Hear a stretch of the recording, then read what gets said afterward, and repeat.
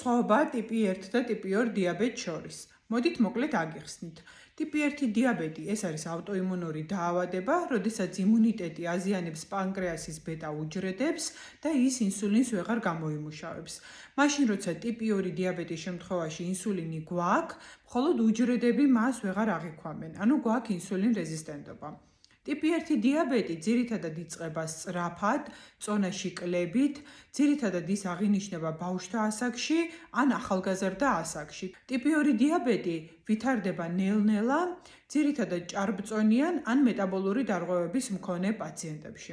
რაც შეეხება მკურნალობას, რადგან უკვე ვთქვით, რომ ტიპი 1 დიაბეტის შემთხვევაში აღარ გვაქვს ინსულინი, შესაბამისად მკურნალობა მოიაზრებს მხოლოდ და მხოლოდ ინსულინს, ხოლო ტიპი 2 დიაბეტის შემთხვევაში მკურნალობა გულისხმობს ცხოვრების წესის მოდიფიკაციას, როგორიც არის წონის კონტროლი, ფიზიკური აქტივობა და საჭიროების შემთხვევაში მედიკამენტურ მკურნალობას.